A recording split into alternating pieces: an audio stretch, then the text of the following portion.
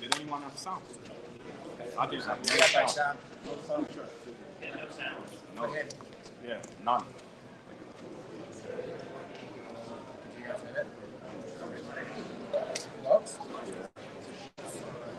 Yeah. Listen, but I'm on laptop. Yeah, do you have it? Do I have it?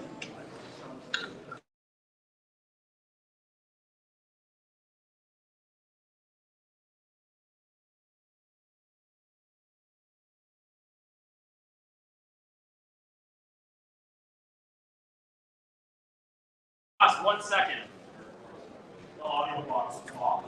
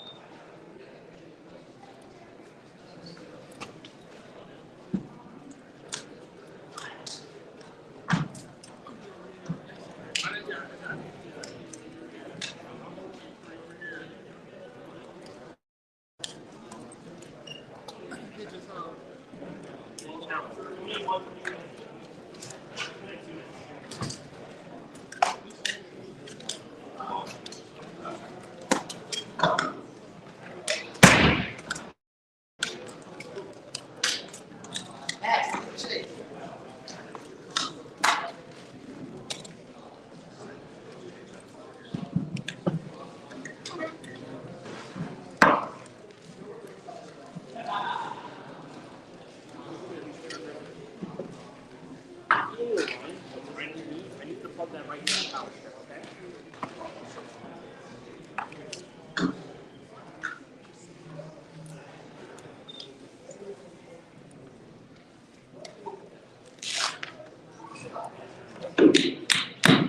We're good. Sorry about that, guys. Yeah, so we good? Yeah, good.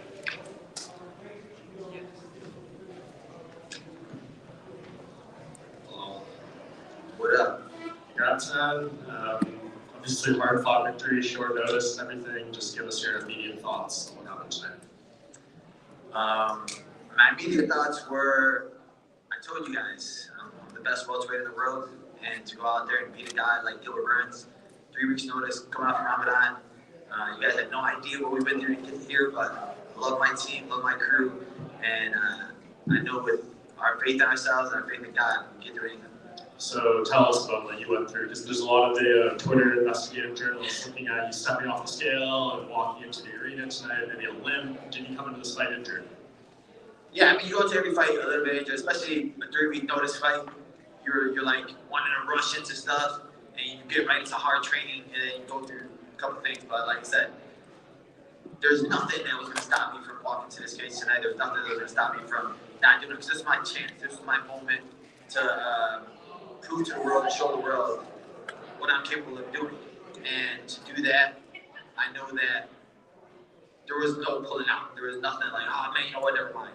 It was like, once I made the decision, we had to go through with it, and thank God we got through. So looking ahead, who do you think you're eventually fighting for the welterweight title? Will it be Leon Edwards or Colby Covington? Both of them can get it. I cannot wait, man. I'm just glad that the boss, the man, Dana White, shout out to Dana for saying it and giving me the opportunity to fight for my shot. And now I earned my shot, I took my shot. There's no denying me now. All I needed to hear was there's nothing next but the title shot. So, whew, can't wait. Perfect world. When do you make this happen? Perfect world. We're fighting in October in Abu Dhabi. That's the perfect world. But I know both those guys. My brother. So you got the champ right there. When you got a champ saying you deserve a title shot, that says a lot about you. Shout out to Jamal Hill. But yeah, perfect world is fighting in Abu Dhabi. That would be amazing. You know, there ain't gonna be no booing out there. To fight out there in front of my people would be great, but wherever it goes, man, we can fight in enemy territory and friendly territory and no territory. Just give me a cage and some gloves, and I'm ready to throw it out. Are you try to bounce out of New Jersey as quickly as possible tonight, or what? Go, I got the jersey on now. I'm trying to be Team New Jersey, but I'm trying to be nice to these guys. I came in and wanted to be a company man. I took a picture of Frankie out here, and nobody appreciates me, man. Accurate.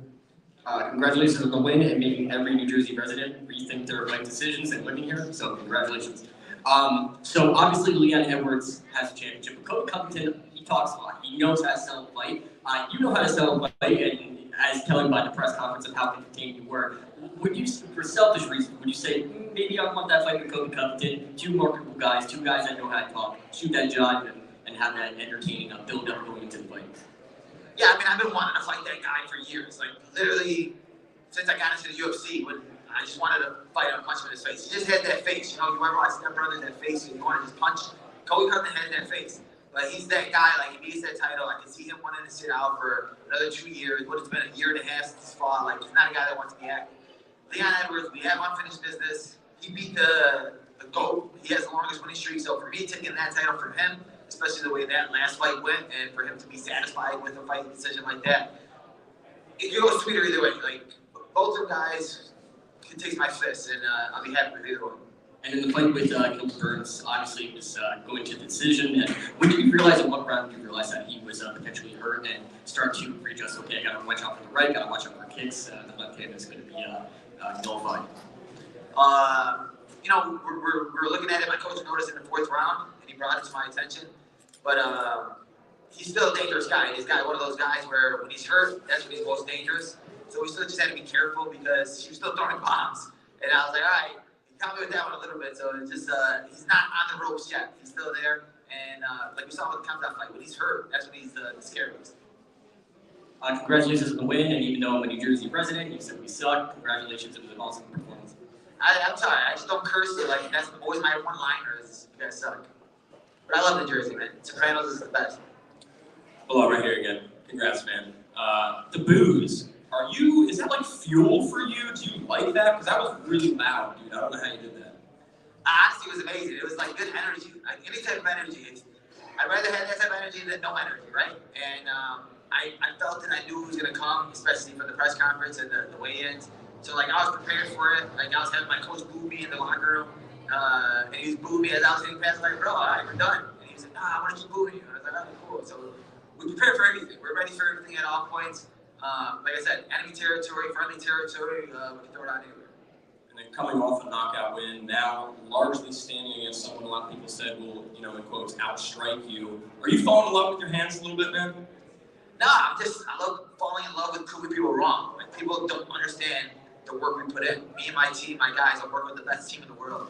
And people are going to start asking us literally to write books. Like, man, what do you guys do for training? I get so many fighters, hey, what do you guys do with that drill? How do you guys drill like that? And it's like, we're doing the right things. I think we have the perfect mindset, the perfect team, the perfect guys around me, the perfect circle. And we showing you guys we can do anything. My last fight, I wanted to box. This fight, I wanted to kick. The last fight before that, I wanted to wrestle. The fight before that, I wanted to, maybe the next time I'll pull guard. I'm going to show you guys that I can do it all. It's martial arts, mixed martial arts, and I can do all the mixing. And last one from me, October, being that there's no announcement for Leon and Colby yet, might be a bit soon for the title. How long were you willing to wait for that fight? I mean, as long as I got the guaranteed shot, that's all I needed to hear. So now I know what's next. I know that for this fight right here, I was sitting there, I'm like waiting. I'm stuck in limbo. I didn't know what was going to happen. Who was going to fight next? What was going to happen next? So then they called me with a fight on 3 weeks' notice. I was like, all right, I'm going to jump on the opportunity because I'm a guy that's always training, always trying to work, always thinking. And I'm hungry. You guys don't know how hungry I am for this title shot. You don't know how hungry I am to win this gold. And I know it doesn't matter what I have to do. I'm going to get there. So I popped up and took this opportunity at 3 weeks notice just because he said, you win this fight, you get in the title shot. So now that I have the title shot, whoever has the belt, like, you don't have no idea what's going to come to you. It's going to be the best version of me that you ever seen in your life. Because this was 3 weeks notice. Give me 8 weeks notice. Give me 12 weeks notice. So it's going to be harder for them guys. So if I'm them, I want to fight right away and then, you know, get a quick turnaround right away so they don't have to deal with the best version of me. 2 more questions. Quick version over here on your far left. Far left. Keep looking left. Hi. Quick question for you about the output from Gilbert. It seemed a little slow in the early rounds, and obviously he got hurt and didn't pick up. But were you at all surprised that he wasn't throwing a whole lot more than he was? No, I think my team did a good job of reading what we wanted to do. We wanted to attack the body hard with the left kick. When people go in there and they feel my left kick, it hurts, and they don't want to throw off it. I caught him a couple times where he threw his big overhand, and I caught him with the body kick. And I think that me switching stances, it made him overthink the process. And when I have you overthinking, you don't want to throw. Because he's wondering, oh, well, he switched to this stance, switched to that stance. He's a guy that usually plants his feet, and he wants to throw off of planting his feet. And if I'm always moving or always messing with his mind, trying to make him feint and stuff like that, he can't plant his feet, he can't throw. So I think that played a big part of it. Belong, another Ramadan, another win. If there's something to it, maybe the fast thing, like you're saying you're hungry, but I'm sure you're also literally hungry at times during this. Is there something like mentally you can speak about, the type of focus that you go through during this period of the year?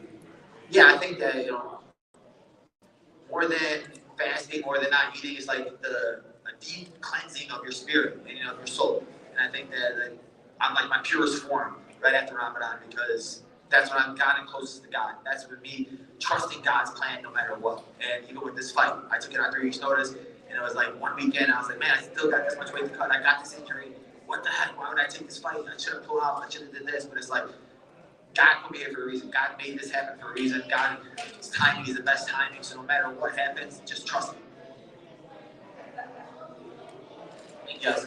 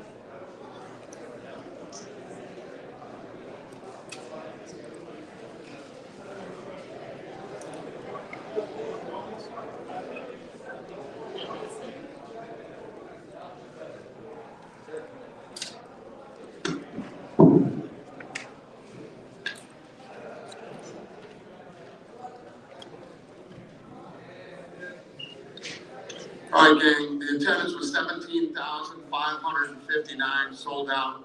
The gate was 5.12 million. Highest grossing sporting event in the arena's history.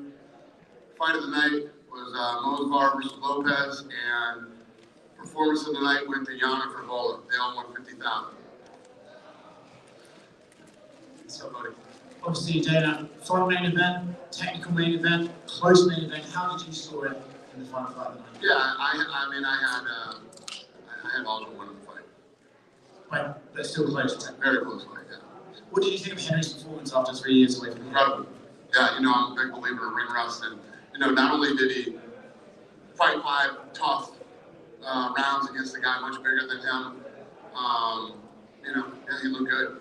And then for Aljamain, it looked like initially Henry might have the wrestling advantage, but Aljo was able to take his back a couple of times, get the hooks in.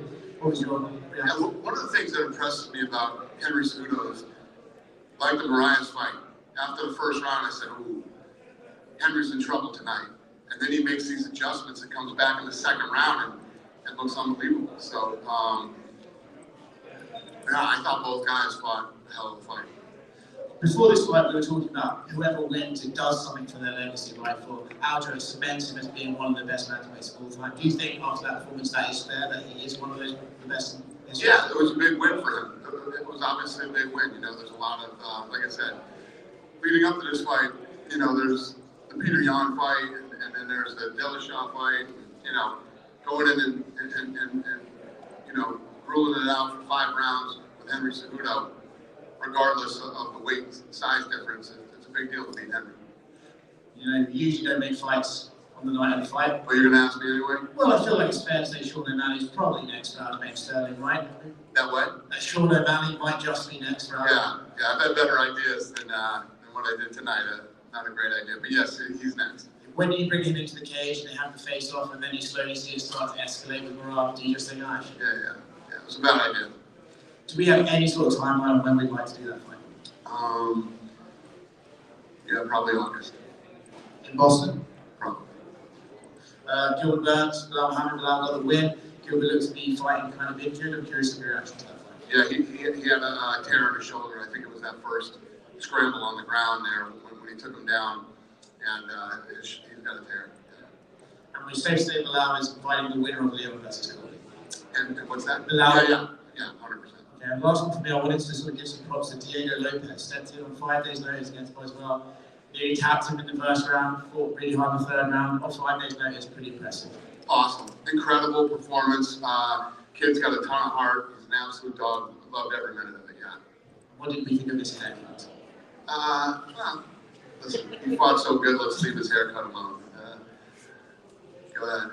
And I want to ask about Jan, obviously a great finish with Jessica Andrade. We have her back here and I was asking her like how big a fight between her and Jang could be for China.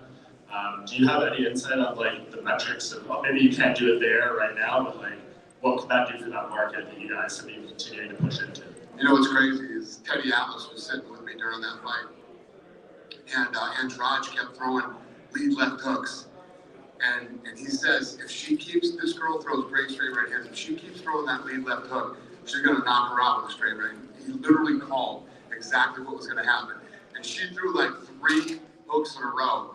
He literally called it 2 minutes before it happened because she kept throwing these lead left. He says when people are sparring and they're throwing lead left hooks like that against somebody who can throw, I literally jump in the ring and tell them to stop.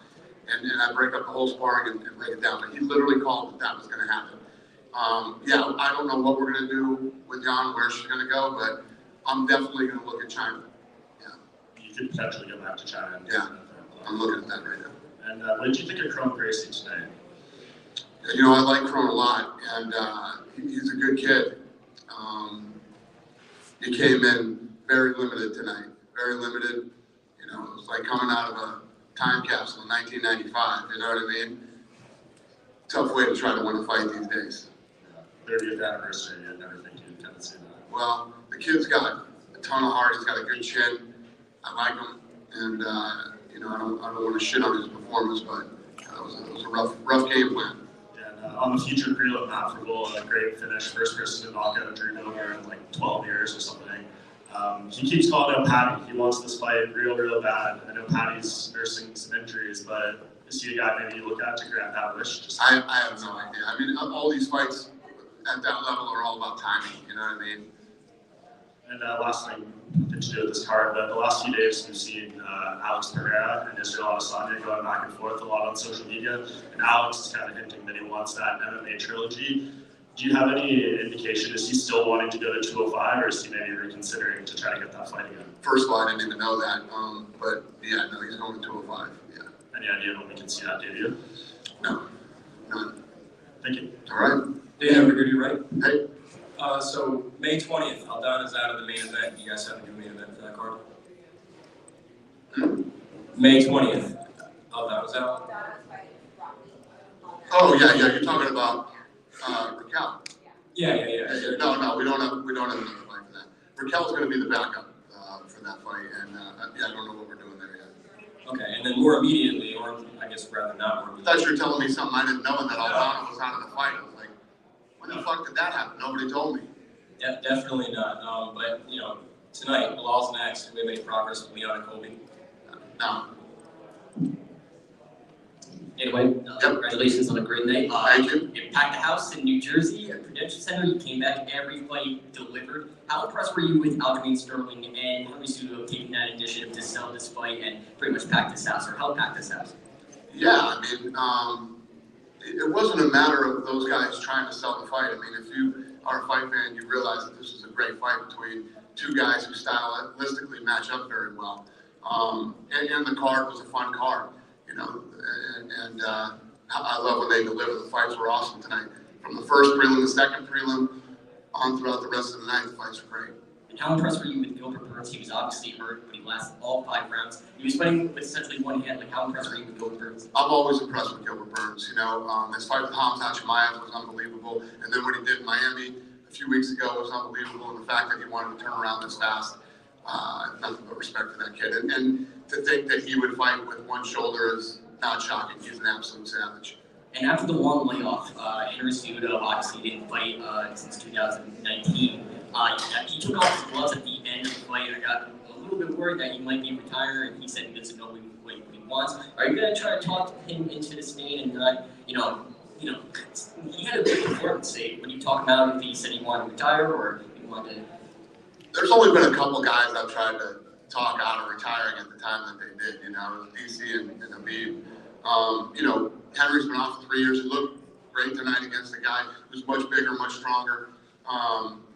But you know, that's up to him. Whatever he wants. I mean, I don't think you should have retired the first time, but you know, if he decides to retire a second time, I probably wouldn't argue. And when's the next time you're coming back to the East Coast? And I'm not afraid to beg. Yeah, we're talking about Boston this summer. So, yeah. Thank you very much. Then over to your far right. Yeah. I want to ask about a little incident we saw last weekend. Conor McGregor kind of came back a little bit. He was in the ring in another promotion in bare knuckle. What are your thoughts on Conor's activities that weekend? Yeah, no, listen, you know, a few people have asked me this.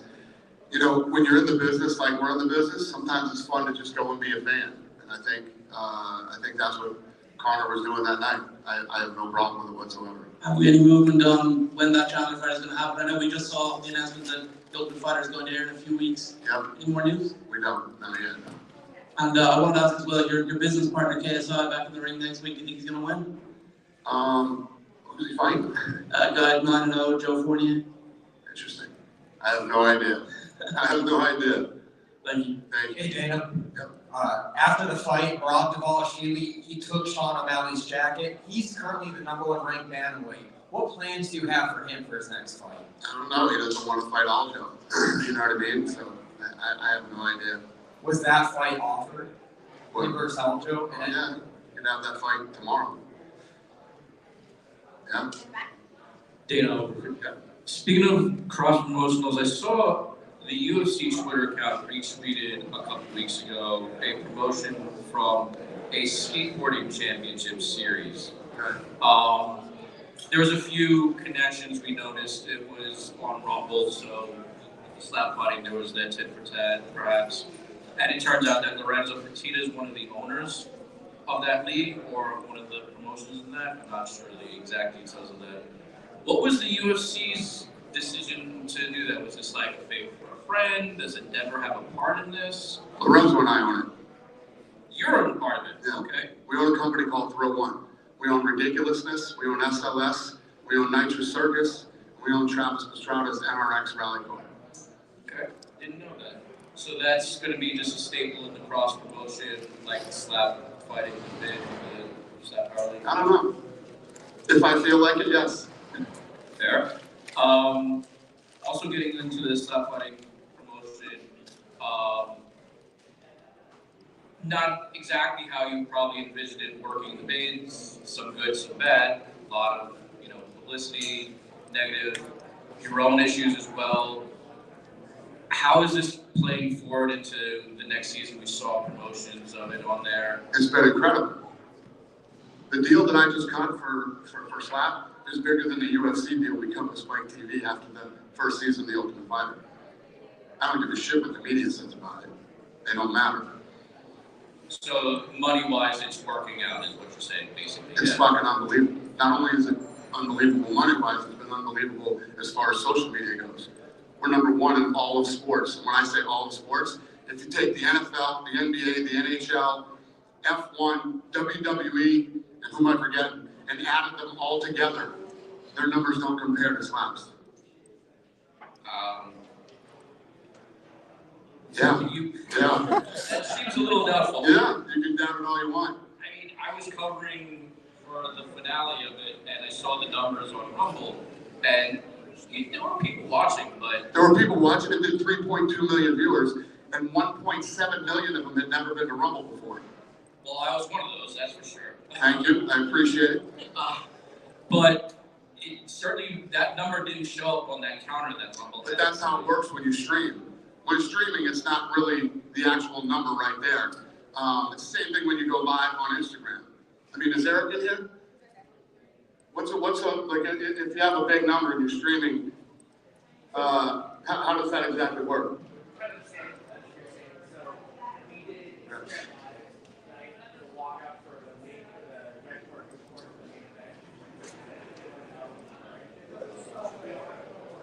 Yeah. So he was saying 21,000 concurrents. What's a massive number when you're streaming? I mean, we were the biggest stream on a Saturday for Slap. The good thing is that most of you guys don't understand social media and how it works.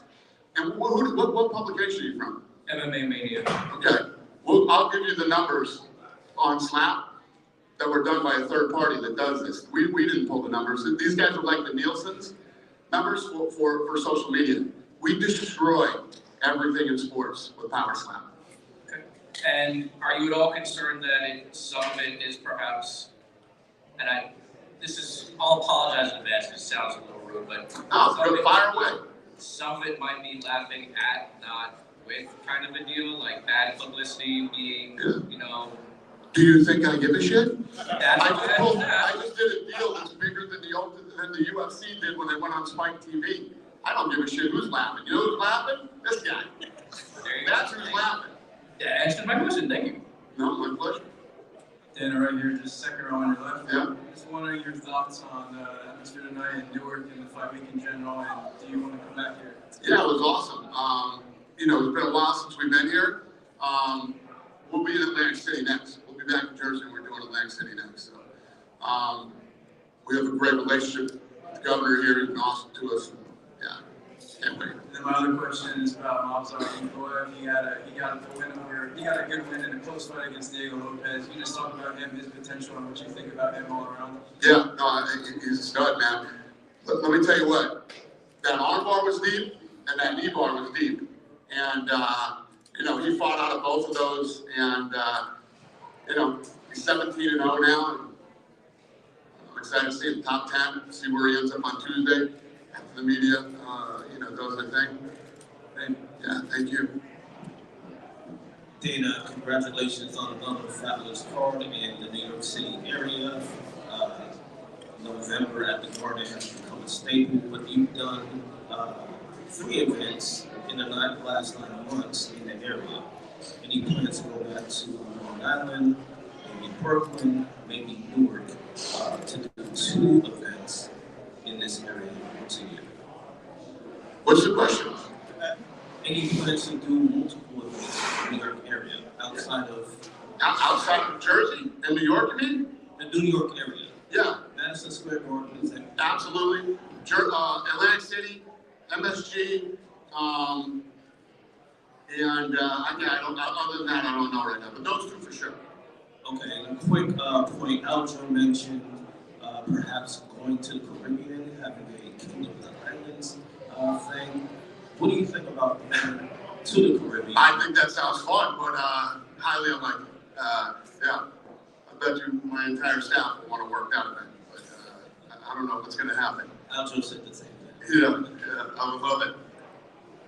Thank you, sir. And a question, Henry was just so close to a great main event. If he does stay, and he has a brief conversation in the cage, if he does stay, what do you know? It's hard to say 2 wins, 1 win, and he's right back in the title contention.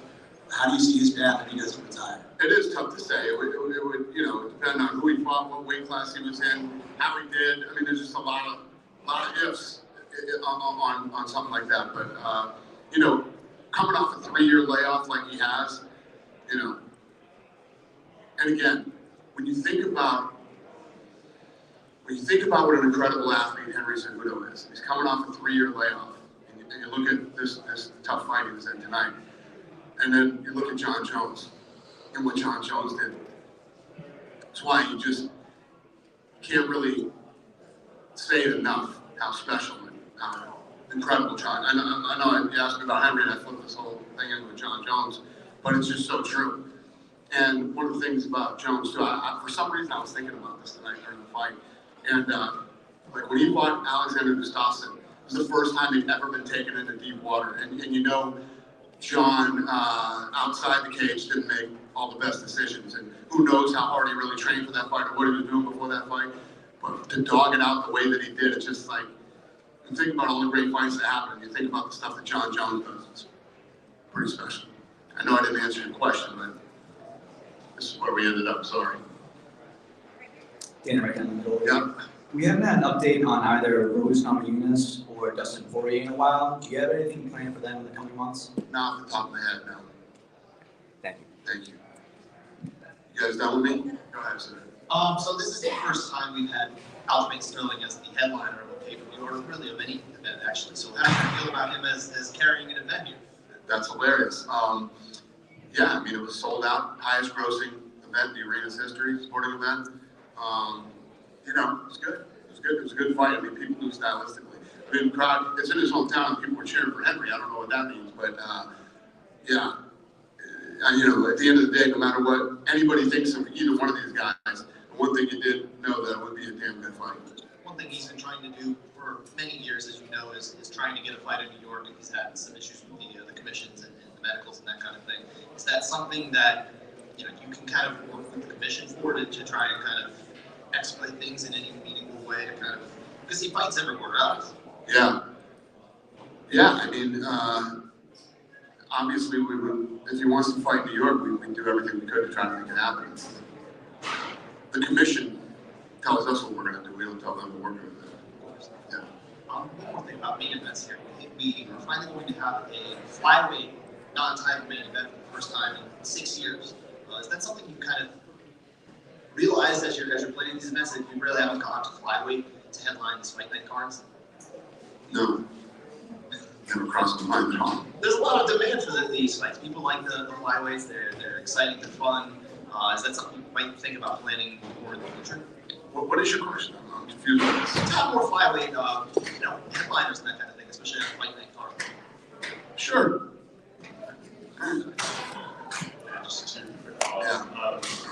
Speaking of bantamweights, do you know what the latest Umar Nurmagomedov is? Everybody's asked. Yeah, we were talking about him earlier.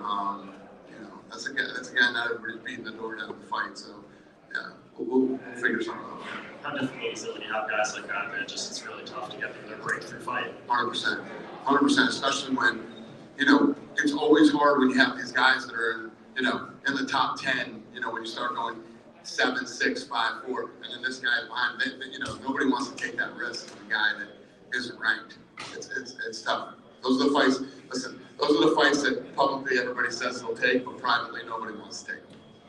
Just last thing, I'll drop a stat for you. With Henry Cejudo's loss today, fighters who are over 35, below the welterweight division, are 2-29 in title fights. And Tyron Woodley got both those wins. What does that kind of say about how difficult it is for aging fighters at the lower divisions? Fascinating. I mean, yeah, I don't know. I never thought about it until right now. But yeah, it's interesting. Listen, I don't care who you are, how good you are, whatever the deal is. Taking 3 years off. Muhammad Ali was off for 3 years. He never looked the same when he came back. He was still great, still did amazing things, but never looked like he looked before he took 3 years off. It's tough to do.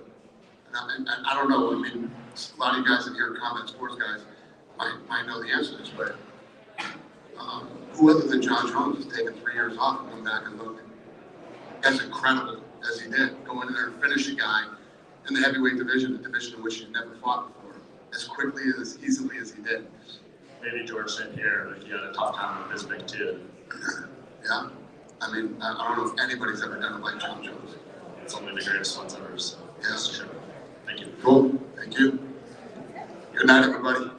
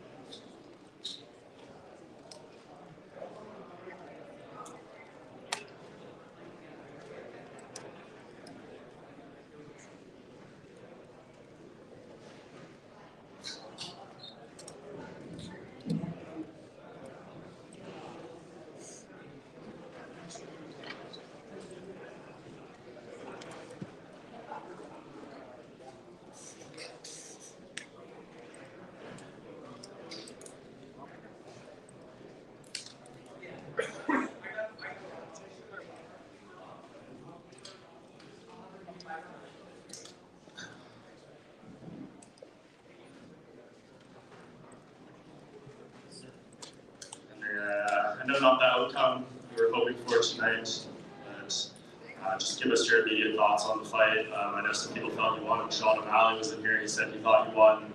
Did you feel you won? Sure, why not? I gotta rewatch the fight. I just know the improvements that I have to make to flip that. You know, so, yeah, I fought my ass off. At the same time, it has been 3 years. But I had a great training camp. You know, I could have done more. Or could have adjusted. Not could have done more, but could have adjusted on some things. And that's kind of what bugged me a little bit. Just stupid little errors, like in particularly that first round. I was winning it, put him to his back. I just allowed him to kind of steal it at the very end. There's a lot of people that I want. I don't know. You tell me. Typically, the way I see it, if I don't dominate, like it's just hard, man. I'm such a fucking competitor. I don't think people realize it. Like, to me, it's all or nothing. If I'm not first, I'm fucking last. I know there was some moments of success that you kind of said there. Like, do you think in some of those sequences, if you didn't have the 3 years, like before when you were fighting, would you have been a little sharper there? And you think the time off had a lot to do with it? Because I know you feel you're a smarter fighter now, but was the execution just not there? Yeah, probably. Like, even when I retired, after I won the Olympics, I retired for 3 years. It was incredible, the fact that I made it all the way to the semifinals at the Olympic trials, and this number one guy in the world. And literally, I missed the Olympic team by that much. I only had like maybe 7, 8 matches of competition, but just to like take it there. You know, sometimes you make your own bed, and that's what happened. You know, I gotta go back and really think about what is it that I want to do, because I'm out to chase greatness, man. I'm just not out here just to fight that, just to hear the crowd roar. You gotta tell me, good job. Oh, I think you won. Like my dream is to just reach mountains that nobody's ever climbed, and I think, and that's partially why I take my resume that seriously. That's probably why I even started this shit, because I am proud of it. You know, they say the Olympic champ, the flyweight champ, the bantamweight champ of the world, greatest combat athlete of all time. Like, that's you know, this is the stuff that motivates me. And it is what it is, man. I will say this, man. Alcho was awkward as hell. Like, he was, like, I didn't understand the fuck his breath, and the fact that he was probably a little smelling, but the dude was, he is a little awkward, and if you don't have those right guys to mimic him, it's different. It's just different. He's a freestyler. Like, he's just, you know, he's out there making adjustments on the move, where he's just moving just to move, where he's doing certain things just to do. It'll mess with you. So what do you think? I know when you talked to Rogan in there, he said you're kind of internally conflicted. It's been a few more minutes, not too long, but if you had it done right now, do you see you fight ever again? I gotta watch the fight. I think that's the biggest. You know, it was pretty cool. They did help me remove my gloves, which is really nice. I got a nice little handshake from them too. I don't know, man. I gotta lay back. You know, my wife's pregnant. Like, we're getting ready to have another kid, and even these last, 2 to 3 months, like, not being able to give my kid that attention that I get. I'm a good father, man. I love spending time with my kid. I love playing with them, and it's just like cutting weight, not holding her, kind of neglecting them, like just having a lot of my training partners play with her. It's almost like, those are the stuff that, I do to a lot of people. A lot of you guys don't give a fuck, but to me, it's the time with my kid means the world to me, especially the fact that I have another one on the way.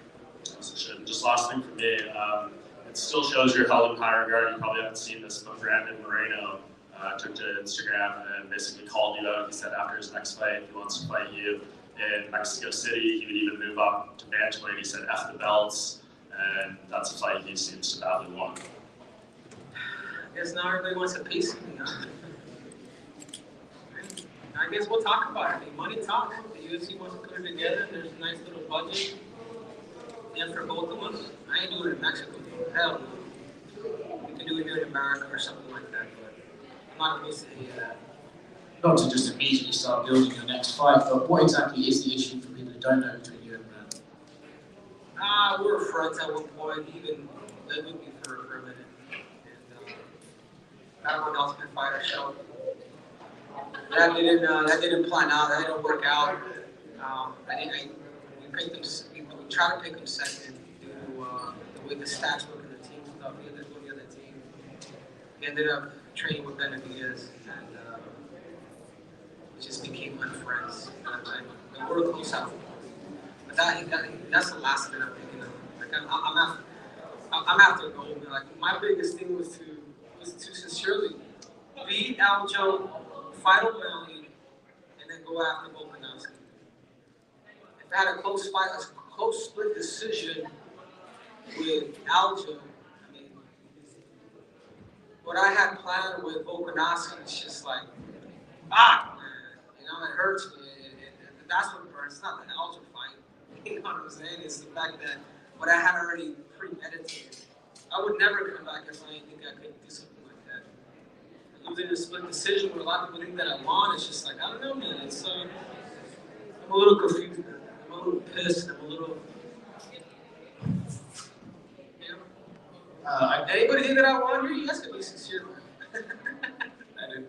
From what I understand, everyone on the cage side sort of close to your way, and then people online and watching the broadcast sort of closer to his way. I don't know if we can do that.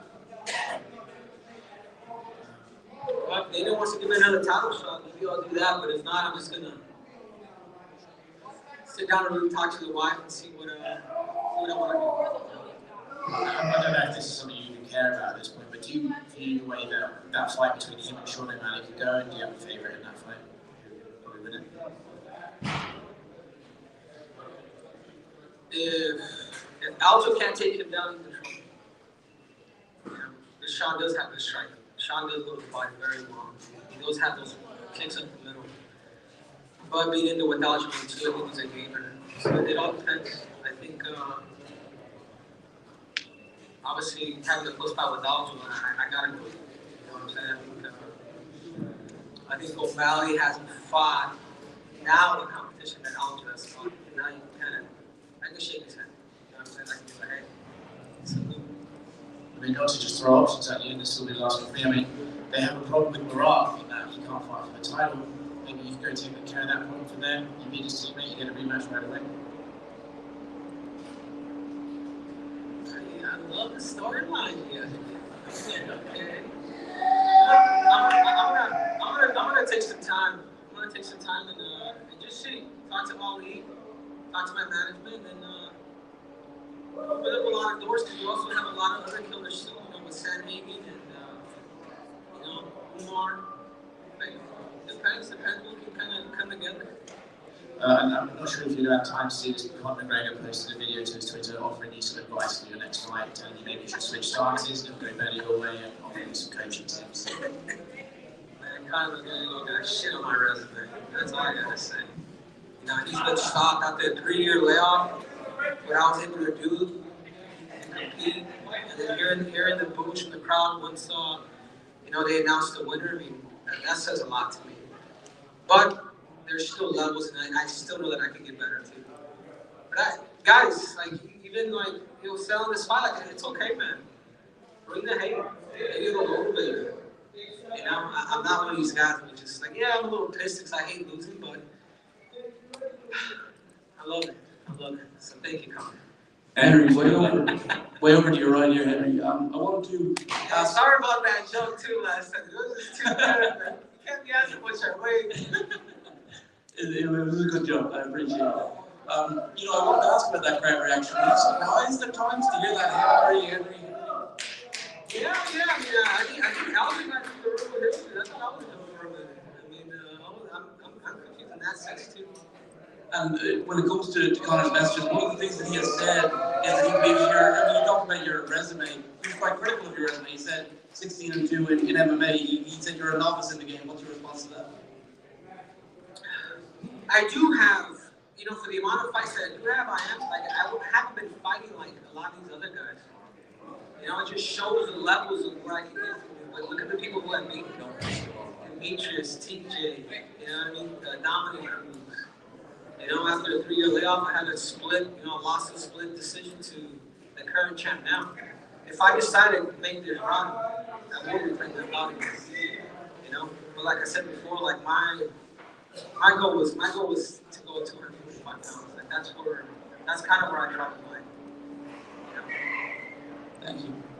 Henry, si tuvieras que decir un porcentaje hoy, ¿dónde piensas que regresaría? ¿135 o 145 pensando mejor en construir esa idea que tenías de ir por el tercer cinturón?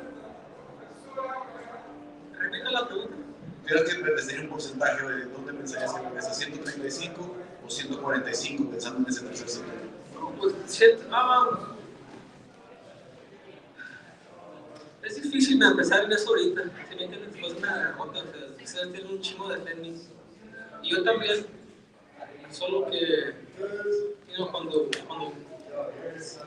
cuando pierdes es difícil de tener ese ánimo, ¿sí me entiendes?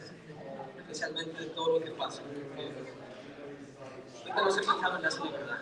Quiero ver la pelea, quiero ver cómo me fue y mi mujer está embarazada ahorita. Ya dije que lo vamos a ir a la Ciudad de México por un tiempito para vivir. Y estar ahí. ¿Sí me entiendes? O sea, lo más importante para mí es mi familia. Yo he hecho este deporte desde los 11 años a los 73 a lo máximo. Y logré todo lo que yo quería lograr. I'm going to repeat this, but guys, I've been doing this shit since age 11 to age 33 at the highest levels. I won everything I've ever desired to do.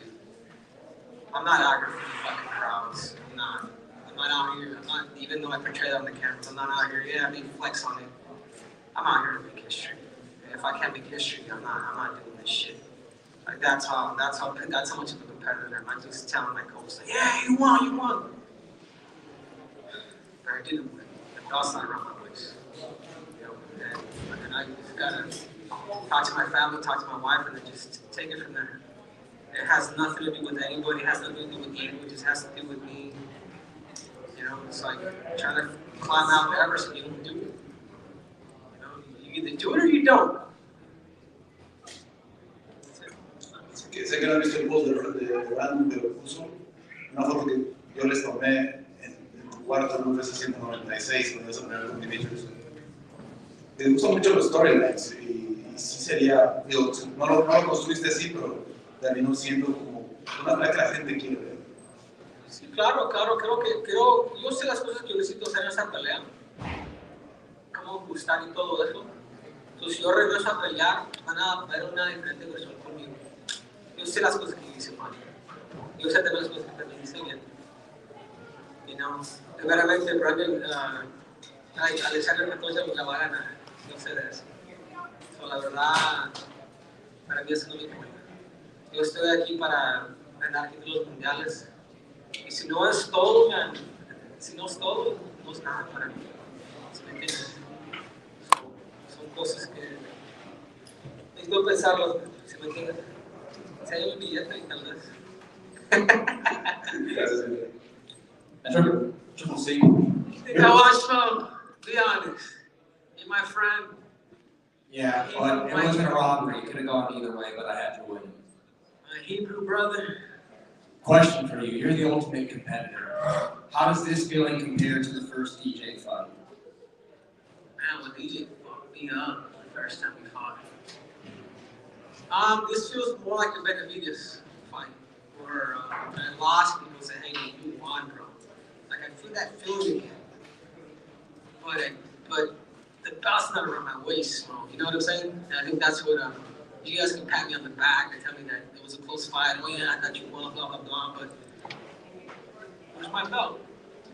You're always adjusting and changing things, taking it fight to fight. Is there anything you would have done differently? I know it's fresh in your mind, but is there anything you would have done differently leading up to this fight if you could have done it over again? Yeah, not let that first one kind of slip away. He kind of stole it after I taken him down. I relaxed him too much against the cage. I probably should have respected his cage a little bit more. I was trying to catch a breather in there, just to kind of, catch my threshold and be good, but he ended up stealing it. Little things like that, man, that kind of bother me because that's the stuff that I hit on people. And lastly, now that he has a victory over you, where would you put Aljamain Sterling amongst the all-time bantamweights in UFC history? You did triple C. Put him at number 1. We have to, man. Look at the people that he's beat already. Unless it was a rematch. There we go. Question for you, Henry, on your left, far left. The counter wrestling was excellent. He wasn't able to get in any real shots on you. You were able to stuff, I think, pretty much all of them, or at least made him had to chain a few things. I noticed you weren't doing a whole lot of offensive wrestling, initiating the wrestling exchanges. Was that on purpose, or did that was the flow of the fight? Was it game plan? How did it play out? No, because I noticed that Aljamain, he likes to take breathers, like when he's on bottom. If you didn't notice when I was on top of him, like I made him get up, like, because he'll do certain things where he'll be on bottom and he'll just chill out. He'll just hang, he'll stall out there. So to me, it was like, I was going to start with the takedowns if I was able to fatigue him and really break him down, and then bring the takedowns in. And then really be on top of him and start hurting him. But if I wasn't doing that, I got to keep him on my feet. Because it's not enough, because he will catch the breathers. So that's kind of more where the game plan was kind of going for me. You know, just adjusting, and I wanted to break him down for him before I started really picking up and breathing that much. And I wasn't doing that. What do you mean by that? I didn't hurt him enough to really do that. So to take my chance on my feet to really solidify something that really around that time. Like I said, like, he'll catch the breathers. Like I've seen it with Jan, and I've seen it with a lot of these other fighters. Would perhaps a breather not maybe have won you around? For him? For you, won you around. If you're on top and he's just stalling out. I just didn't know. I just didn't know how the rounds were. I gotta go back and rewatch that fight. Like everything's kind of fucking up blurred a little bit. Henry over here. Congratulations on a tremendous performance, especially 3 years away. It looked like you never stepped away. Is it hard being the player that you are to see the positives? You guys packed this house, sold out crowd, broke records. You performed and you didn't take a step away from the cage. Is it hard to see the positives right now, just being the player that you are? Yeah, it is hard. It is hard. It is hard. But like I said, man, I gotta go back, rewatch that fight, and just take it from there. You know? I know there's a better version to me, but you know, take risks, man. Go in there and try to scrap. You know, like the only thing I can promise is my best. And my best will say. I ran to your buddy Nick, and we were getting lost in the arena trying to find his floor seats, but nevertheless we talked. It just seems like you're a perfectionist. You get to the highest level of the sport, wrestling, and being that perfectionist. Is this going to just take time for you to get back at acclimated to? You're a perfectionist, obviously being a father, a husband, like living this life and navigating these new steps in life that you have taken. Is it just going to take time just to balance everything out and find a way to be a perfectionist in all these different areas of your life, especially being a newfound father? Yeah, and it is different. And there's one thing that I will say that I never planned on doing is fighting when I had kids. Because to be the best in the world is you have to be socially selfish. And when I'm in fight camp, you have to be so selfish and all about you. To me, it wasn't a bit different with the family. But there's no excuse, you know what I'm saying? Because there's love and there's other motivation that comes with that stuff. But that's kind of where I stand. Anyway, we got the bonus. Did we get a bonus or no? No? Thank you. Henry, you were talking about the Benavidez fight before. How long did it take you to kind of process that defeat? Which you don't see kind of have people say, okay, you didn't want, you didn't feel like you won. How long did it take you to process that? Do you think that maybe it'll play out similarly for you here? Yeah, maybe. I just think because it's been 3 years and I've been able to help a lot of people, do some amazing things and make certain adjustments for them, that it's been, it's just different, man. It's like you can't serve two masters, you know? And I have to make that decision. Because if I'm in full time on if I'm going to do this, then I'm in full time, you know? Or I just can't dabble into both. You know, like I said, guys, my biggest thing is I want it all. If I can't have it all, I don't want none of it. And I mean that. you were talking about earlier in the week, you guys could have been doing some stuff in the city, maybe go get some pizza, that kind of thing. Is this the type of thing where maybe you change plans, or are you still going to try and do some family stuff and try to get out there and move away from this at least temporarily? Yeah, of course, man. I think so. I owe it to my wife, I owe it to my family. You know, I'm going to Brazil here in a few days. We're going to get the city a little bit. You know, pizza might be a little better, but yeah, we're gonna enjoy it. Henry, just got one for you on your left. So I know there was a lot of talk about the grappling between him and D3 and all that stuff, but once you got in there and now that it's done, can you just talk about how close of a matchup it really was? Those grappling exchanges were pretty nice to see and really close. Yeah, what were the takedown ratios? I don't even know. I don't know the stats off the top of my head. That'll help.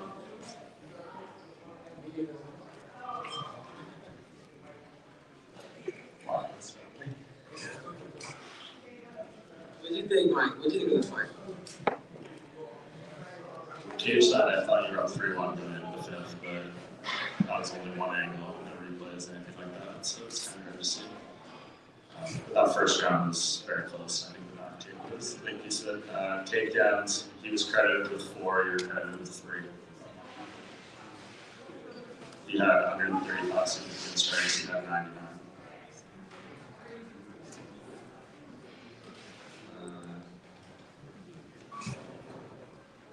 Control time, you have 5 minutes, you have 4. Okay, so I won. Yeah, dude, either way, dude, you're a wrestler. You know what I'm saying? Like, he was able, of course, dude, you know, if he was able to, he did say something. If I'm able to lock my hand, it's different. And I felt that, it's like, fuck. You know what I mean? Like, I shouldn't have taken it there. I should have just, you know, could have defended a little earlier rather than kind of take me down. Sometimes I'll leave people there so they can carry my weight to fatigue. And I'll do that, and that's from wrestling all these years. He was able to kind of carry that gas tank. And I think that's where it was at for him. It was his threshold. I wasn't expecting him to continue to keep coming through that. Did a good job. Hey, Triple C, back here. Quick one from me. They just posted the scorecard, and in the 5th round, the same judge that scored your fight against Joseph Benavidez for Benavidez was the one that scored it for Aljo in the 5th round.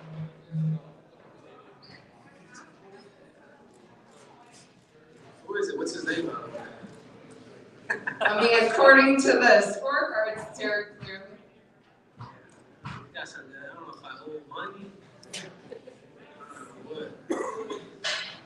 I just don't know, guys. Man, it is what it is. I gotta rewatch that fight, and then if they want to give me another title shot, let's do it. Yeah, thank you guys so much, dude. I really appreciate it, man. You know, I try to put, try to make everything entertaining, dude. And I appreciate you guys. I really do, man. Sincerely. It's been 3 years, and it's like coming back, you guys are diehards too, man, just like us. So I appreciate each and every one of you. I'm out.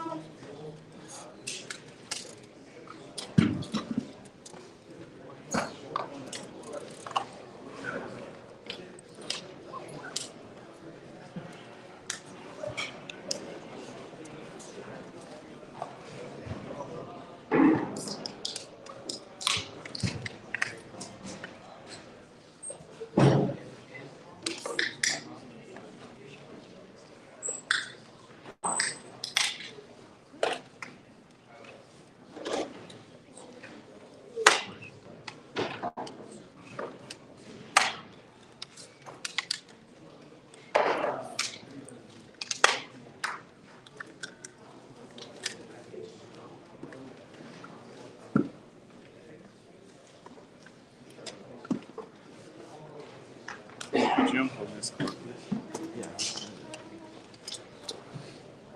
What is this? Oh, it's in the tax laws office. Oh, I'm pulling it. Thank you. No, it's interesting.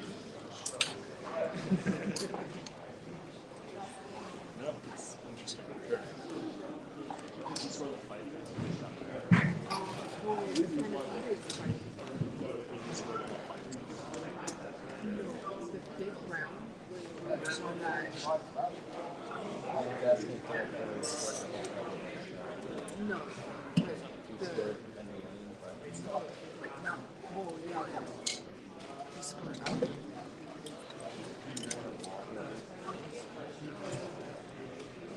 How do you not score it for Henry?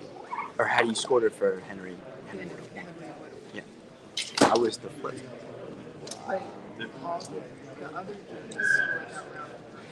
Yeah. Yeah. I was thinking clear. I was all the way up, so I can shit, but I was dying. It was close. It was close like that. Is Alger back there? You should be. Yeah.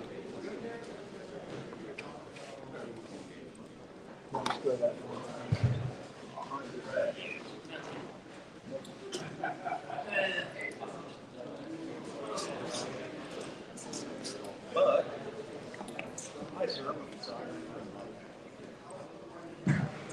I was dialed. I had 2, 3, and 5. Were you at the cage? No. I was in a suite. Ah, okay. Did you watch on the screen? But like on my phone, I zoom in. So the suite level, I was perfect. Right, because you're sort of the middle, like the mezzanine. It's the best vantage point. It's like your front is I was dialed. I walked through and I thought Henry had distance down and his striking was superior. It was just those extremes too. I was he tempted it back to us. Yeah, that's true. Really nothing incredibly significant happened. Like, changing position doesn't score anything. I would maybe move it out structure potentially, but because attacking is Yeah.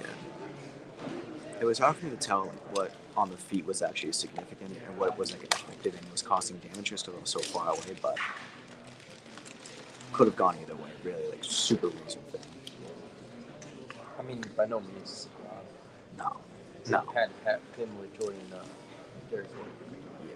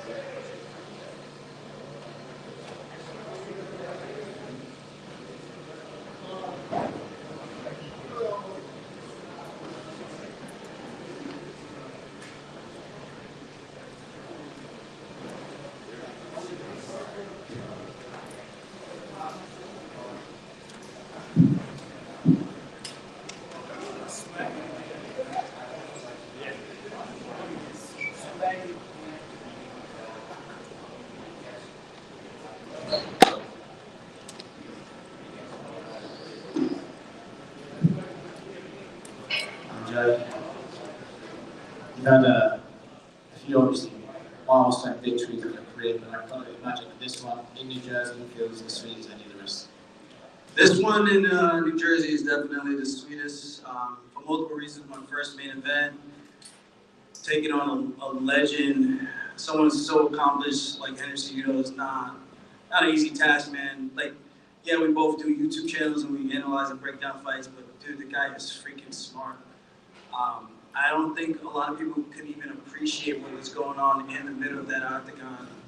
Both of us making adjustments to each other's adjustments. It was a high-level physical chess match, and thankfully, I think I came out just a little bit better, and maybe that means my YouTube channel is a little bit better. Were you said you think came out a little bit better. Were you confident when it was came to the judges? When it got announced to split, were you a bit nervous? What was the situation? I mean, I was confident I won. I was like, I definitely feel like I won that 3-2. But at the same time, I was like, you just never know, man. Like, people give ring general shit to the guy who's just walking forward and making a mean face. And it's like the other guy circling around you, dancing around you, making you look silly and missing, and they give it to the other guy because he came forward. Like, that doesn't score. Scoring fights is literally doing damage. If I'm dancing around you, I'm using my footwork, and you can't touch me, that's me controlling the octagon. If you are cutting me off as I'm pressured, you're pressuring me, and I'm on the backside of the cage, and you're landing shots, you're controlling the octagon, you're controlling the action. But that's not what happened tonight, so close fight, but I definitely thought I won and edged it out. In my personal opinion, I know there's going to be some critics out there saying, oh, once again, he has a controversial win, he didn't really win that. Man, it's just SMD, bro. Get used to this face, because it's not going anywhere, guys. It's not. You're obviously a fan of this. I'm curious, got into some wrestling exchanges, took us back a couple of times, but what was it like to tackle in the wrestling department with a gold medalist? I think I'm an Olympic gold medalist now. I think, what was that, 3 takedowns, I think? At least 2. You got 4. 4? I lost count. But no, seriously, strong guy. I knew I was going to do better in the clinch with the body lock. He did a great job utilizing the inside leg trip. Even though I kind of knew it was coming, but there's certain positions I was like, I want him to tie up with me there because I feel like I could bang him to the body a couple of times with some knees. And I know Mighty Mouse hurt him there, and I feel like I could expose that situation.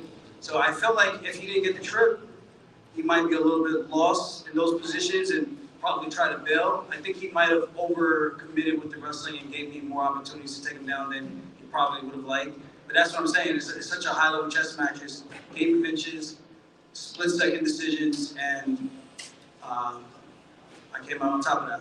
I mean, just personally curious, do you think he was the highest skilled guy you fought, just in terms of spending time in the cage? Was his adjustments, you're like, wow, this guy is really elite? 100%. I mean, Yodayan, high-level striker. TJ Dillashaw, high-level striker as well. Even though he came in slightly compromised, I fought with a tournament as well.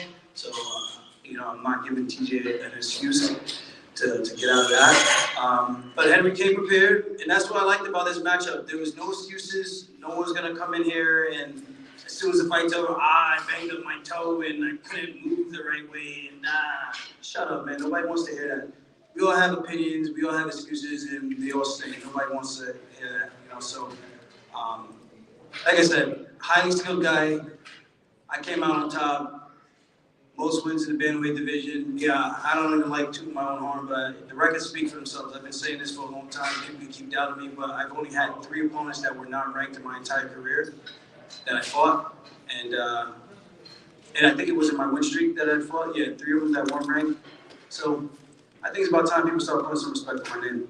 Next up, Sean O'Malley. You had your in-cage face-off. Curious if you were able to take anything out of that. And they look like they want, or Dana was saying he would like to see it maybe August in Boston, if that's something that works for you. Thoughts on Sean O'Malley? My thoughts on Sean O'Malley is that motherfucker is frail. Frail. You think if I can take down a short, stocky guy like Henry, who's actually a gold medalist and has good takedown defense, what am I going to do to Sean O'Malley? Like, let's be honest here, guys.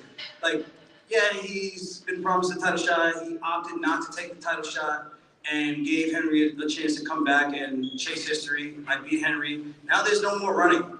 You either want to swim with the big boys or you don't. If not, get the fuck out of the pool, go up a weight class or some shit. Don't keep sitting around here talking and barking and not saddling up and taking the opportunities that are given. This is what the sport's all about. You take the opportunities that are given to you. I guarantee you, we step in there, I think I fold that man in half in 1 round. It's just gonna, same thing I did to Sandhagen. Go out there, pressure forward. He's gonna use his footwork. I'm gonna cut off the cage like I was just talking about. Eventually, he's gonna be on his back foot, let him throw a stupid kick that I'm gonna catch. I'm gonna body lock him. I'm gonna fold him in half like a lawn chair, and that's gonna be the fight. Signed, sealed, delivered. Do we need to see it now? Just give us the right here in front of you. Just that chaos in there, though, like a lot of people did something with him and Rob. Did it feel like it was close to getting out of control for a moment in the cage there afterwards? I don't know. I was in a different world. I was ready to jump on his back if I needed to. I think I might have tapped him and turned him around, or I don't know what I did. I was just like, yo, don't fuck with my boy. That's pretty much it. Do you think he knows that you're the tougher fighter? He tweeted out earlier today before the event, like, please, Henry, win this fight. Yeah, 100%. It's like you want to fight the guy who's 5'4", you're 5'11".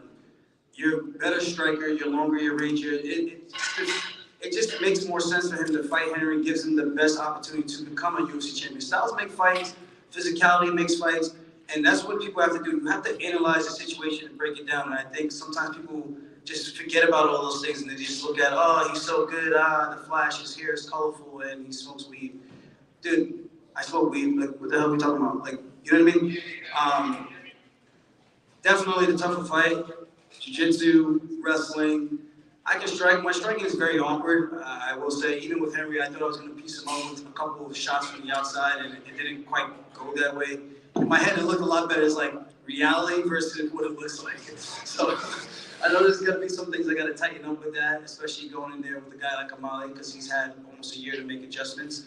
But I'll be ready, and I'm not priding myself to be a striker. I am a grappler foremost. So if you have a problem with that, like Khabib says, his father's plan, I'm coming out there with the purpose is take you down and drown you, and that's it.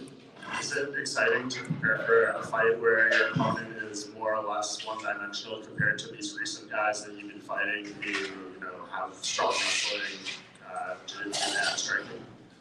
Is it more exciting? Yeah, was it going to be maybe an easier camp, more straightforward approach for you, what you need to do? And none of these camps are easy, man. I got some hammers that I train with, and it's a fight's a fight. Like, he could easily land a 1-2 that stings me right on the chin and put me down. And that's just what it is. It's a fist fight. Like, anything can happen in there. And I understand that. The last time I underestimated somebody, I was staring at the lights. And I don't even remember staring at the lights. I woke up in a hospital. I came to my senses in the hospital because of Marlon Rise. So I've been humbled by this sport, and I think O'Malley needs to be humbled again. I guess him breaking his foot against Cheeto, that wasn't enough for him, so I got to do it again too. Just last thing for me, Henry was just sitting here before you. He feels maybe he won the fight, and you say I need to watch it back. And he seemed very internally conflicted about what he's going to do in the future. What would be your advice to him? Do you think he should stick around and be part of this stacked division and work towards a rematch? Yeah, why not? I mean, the more big names, the more excited it is for this division, and I think more people are going to want to gun for him to add his name to their resume. Henry's no easy out for anybody. I know he doesn't like cutting the weight down to 125. He was a thick boy in there. I think it'd be fun to have him around for sure. And, I plan on fighting O'Malley and then going up and chasing Volkanovski. So I'm taking Henry's blueprint, and I just need to get one more. And then I think that's it for 135. Hey, champ, on that note, congratulations on the victory. So it's a guarantee that you only have one more fight in the 135-pound weight division before you go up to 145? It just depends on how the fight goes. If I lose, knock on wood, then, I stick around. Rob gets his shot at 135 for the belt, and I help him, and it is what it is. Fighting at 135, I don't want to say I'm the bigger guy, but I make the weight, but the weight cut is not easy, and it's not as fun going through the training camps when you have to make sure you're predominantly cutting weight, when you can be skill building. And I'm not saying that's how much weight I cut, it's just I'm very lean, and I've gotten older. It makes it harder. 145 could be a breath of fresh life for me, and it can make it easier for me to fight more frequently. So that's kind of the way I'm looking at it. I can bulk up a little bit. Maybe I'm not fading in that 5th round, as much as I'm doing now. I don't think I really faded in the 5th round tonight. I think it was just Henry's energy and his demeanor to want to win that round really shined through. And I was kind of kicking myself about that because I wanted to dominate the 5th round and show my dominance. And I was really pissed about that. So that's one thing. That's probably why I was a little more reluctant to celebrate, because I wanted to put a stamp on it, something kind of like a highlight or a cool ending to the fight. Even like a Max Holloway thing, pointing to the ground, like, let's fucking go. Like, I wanted that, but then he got the takedown, kept me against the cage. I was like, this is not the way I wanted the end of the 5th round to go. But it is what it is. A positive thing he said about you was you are the greatest bantamweight of all time. After that, so when you hear that from Henry Cejudo, how does that make you feel? I appreciate it. I let the fans decide that though, and it is what it is. I can't really. That's not for me to call. That's why I love sports, because everyone has a different opinion on who's the greatest and why they're the greatest, and that's up for interpretation. So I let the fans decide on that. And for me, I know I'm up there.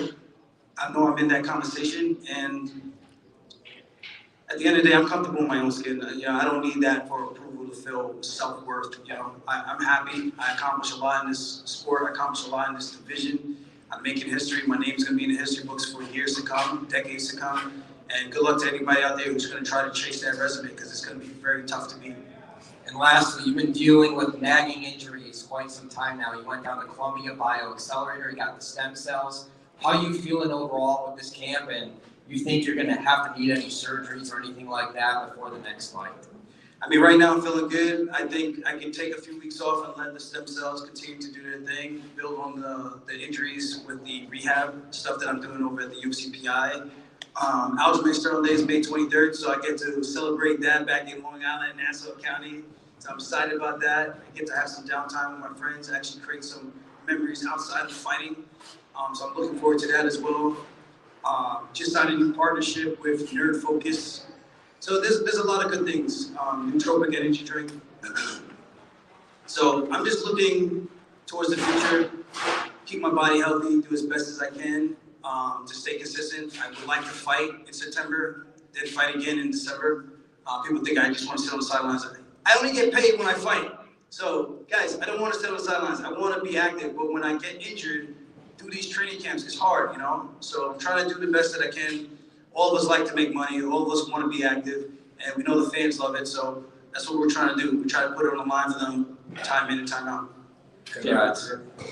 Congratulations on a huge win. You packed this house. You broke records. You and Henry put on a masterpiece. Like, you guys were Van Gogh and Rembrandt out there. You guys created a masterpiece on that canvas. Is this more than just a title defense for you? This is validation. You are everything that you say you are. I felt validated well before this, but I know for the fans, some of the fans out there, they might feel like this gives me a little bit more validity, but everyone's gonna always have an opinion. They're gonna have something to criticize and say, and at the end of the day, that's not for me to judge. It is what it is. Like, what can I do? I can't force someone to believe what I believe. If it's either you agree or you don't agree. I'm out here trying to chase something great. I'm out here really trying to do something with my life. And I'm not saying other people aren't, but this ain't an easy sport, man. There's a lot of people who don't stick around. They don't last very long, barely even make it to their second UFC contract. I've been here since 2014, and that says a lot. That says a lot about my resilience, says a lot about perseverance, just not quitting, giving up on yourself when the time gets tough. I lost 2 fights in a row, split decision to 2 guys ranked in the top 10, and my job was on the line. You know, that after my very first contract going into my second one, after talking a whole lot of shit about wanting to fight, get paid, and then I lose 2 fights in a row. So that's how quickly things can change. I could be here one day, down here the next. So I don't take it for granted whatsoever. And I think that's what people should try to realize about life. Just don't take nothing for granted, man. Life is short. Go out there and chase the things that you want to do and go get it, man. Don't let no one dictate or tell you what you can and cannot do, because if you do that your entire life, you'll never get nowhere. And if I listen to everyone else who said I was done, I had no chin and whatnot, you know, I'll just be back home just being a gym teacher and never knowing what I could have truly accomplished because I didn't chase my dream and my goals. Here I am today, 3 defenses in a row. Like, life is fucking good. Like, I had no idea I'd be here. Bought my mom a house, bought her a car. Like, this is icing on the cake for me. Like, thank you to the UFC staff for providing this opportunity for me to ever set out to do something like this. And gratitude is the biggest way of just showing signs of respect for me. And yeah, I might talk a little shit to my opponents, but at the end of the day, I know we're all chasing the same dreams. And like I said before, sometimes in this sport, you got crushing up in man's dreams to accomplish your own. You showcase so much creativity and intelligence in there, and the strategy, it seemed like, because some of it was just way over my head, some of the technique that you were showcasing, but what's the strategy to make sure that you didn't get that shot off? Because people stay out of the pocket, and that's what Henry uses, because people are afraid of the takedown. So, you know, he always keeps people at bay, because they're afraid of the takedown, he's able to get shots off. What's the strategy from the great Regalongo and the great Matt Serra and yourself to keep that pressure on? And how soon were you able to make adjustments? And did you have a plan B and plan C in case that didn't work? Yeah, I always have a plan B and plan C. You got to be able to adjust. And I think coming into this fight, collectively, we all knew, like, if I get the fight to the ground, he's fucked. But, you know, for the most part, I didn't really get to do too much on the ground because of the timing of when I got the takedowns. So it was just more so trying to be creative with the feet, not taking too much damage and inflicting as much as I can to try to outpoint where I can outpoint. And if I can get the takedown, try to do as much damage as I can. And in the clinch, beat him up in the clinch, being the bigger, heavier guy, longer guy. I know he had some trouble with Mighty Mouse in the clinch position, and I felt my range and my length, being able to just lift my knees, attack the body. I'll be able to beat him up in those positions, and that's what we did tonight. So collectively, we all have like our ideas that we think about, which could be the keys to victory, and that's just kind of the way we go. Like at this stage of the game, if these fighters aren't taking notes, that's a sad thing. You have to be able to adjust in the middle of the fight. If you can't make adjustments, good luck, because it is hard, man. You get to the top, you don't get hit by accident. You have to be one of those guys who can flip the switch, change it up, and literally split seconds and make reads. And one more question for me. Can we all agree after this week that Merab is a national treasure and needs to be protected at all costs? I think we all need a friend like Merab in life, just saying. Oh, 100%, man. Like I said, this guy would take his shirt off for anybody, even not even knowing any one of you guys. He would do that for you guys. That's just the type of dude he is. There's not a lot of good people in the world like that today. I think sometimes people forget, like, even though, you know, we fight, this kind of a rough, savage sport, but we're still human at the end of the day. And he's like a prime example of what it's like to be outside of the cage. Like, we're in here, we're trying to be vicious, we're trying to break records, we're trying to hurt each other. But outside of that, you know, he's a really good dude. We're really good people. At least I like to think that. And I think that's the way you kind of got to look at life. Like, I treat the janitor the same way I treat the president of the UFC. Like, there's no difference here. You know, and I think that shows a lot of character. And when I see people judge people and treat people different ways because of their status in life, I don't like that. I can't get behind someone who's like that. Champ, over here to the bar right over here. I wanted to ask about, did you get a chance to see Conor McGregor's messages after the fight? He was very complimentary. He said you won the fight 4-1, and he was not very complimentary of Henry's performance. Conor's my guy. Bravo 12, baby. Let's go. No, I didn't see the tweet yet, but I would like to talk to Conor about pursuing my own rum career with my own drink. I'm looking to still launch my own line. I got some stuff lined up, some designs and some things like that in the works. I do like to drink. I actually didn't drink this entire training camp, which is a first for me in a very long time. But, you know, life is about creating new adventures and things like that. Eventually this door's gonna close. I wanna make sure I set myself up. So I do appreciate the words from Conor. He was very complimentary of Merab before his fight with Petr Yan when we met him in Vegas. And I like watching him fight. He's a pioneer of the sport. Like, if you can't respect that guy, I don't know what to tell you. Like, I know some of the stuff, some of the antics can get a little crazy, but what he's done and accomplished, I think is hard to ignore. Aljo right here. Congratulations. How was it having Coach Serra back in your corner tonight? It was great. You know, it was cool, especially like we're back on the East Coast. We're in New Jersey where everyone fought coming up because it was illegal in New York for such a long time. So to have the whole band back together was cool to have. The energy was positive. Everyone was dialed in, alert. And that's what it's all about, everyone being on the same page. And like even the other guys that I've had in the past, like for me, I'm good with, like, it doesn't really matter who's in the corner, but it does matter, like, the camaraderie kind of thing, you know? So it was cool having that, again, having that original Long Island feel again. So that was nice to do. And on top of that, making history with the guys that I started with, you know. So definitely appreciative of that, and glad he took my offer to come back and jump in with me and chase a dream. Aljo, over here. You mentioned not drinking in the lead up to this fight. How did your body feel and kind of respond to that? Do you think that's something you'll be repeating? Nah.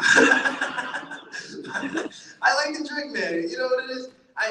These training camps are so hard. After I have a crazy hard sparring session, if I feel like I'm in a certain threshold of my conditioning, that's like my release. You know, everyone has a release, that has a vice, something that kind of lets them reset. And it's not like I get drunk or wasted doing training camp. I'll have like 1 or 2 drinks, and that's it. And it makes me feel better. It makes me feel more happy going through the grind. Because if you're just serious all the time, and you're not even guaranteed to win. You know, like I could have lost that fight and be like, well, I didn't drink for no reason. You know what I mean? So it's about sacrifices and things like that. Yeah, I do sacrifice all the other stuff, but you know, you gotta have a little bit of a balance. So it's not something that I'm gonna say I'm gonna go back to. This was more so because of the injury that I had. I wanted to give the stem cells the proper time, not destroy it with alcohol. And I can't say I felt a lot better. I really can't say that, but. Maybe there's something to it, I don't know. But for me, I'd rather be happy and train versus like thinking about it and be like, man, I wish, you know. So I'm not gonna go. I don't condone binge drinking, but I do condone just enjoying your life and having a balance. There's got to be a work-life balance. The other question I wanted to ask was about your teammate Matt Goal, who got a big victory as well. What did you think of that? Steamroller, big win, baby. Welcome to the top 15, baby. The steam has arrived. We got some killers coming up, man. There's a lot of young guns coming up. Favola finally getting his breakthrough shine. 3 knockouts in a row in the first round. We got Nassim also, 3rd round TKO, a lot of 55ers. We got some hammers, man. I try to give these guys shine as much as I can because when I was coming up, I didn't have anybody doing that for me, so I try to highlight these guys as much as possible. They are super special talent, and if you guys like strikers, those are the guys to watch. Like, I ain't the striker, guys. I'm the grappler. I'm gonna take you down, I'm gonna drown you, backpack you. Those guys, they bang. So if you wanna watch some high-level striking, those are the guys to keep your eyes on because they're fun to watch. You gotta watch their sparring sessions. It's like, it's pay-per-view. It's literally pay-per-view sessions. Thank you guys, man. Appreciate you all. Be safe and get home safe and have a drink for me. Stick with their mind, baby. Let's go.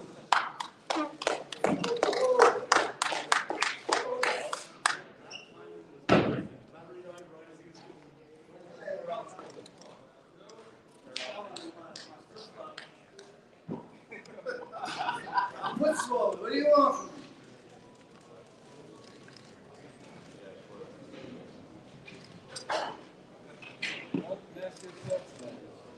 Yeah! Let's go, baby. New York, East Coast, baby. We here. Let's keep this shit going. Right into this one. Oh, legs don't work like they used to.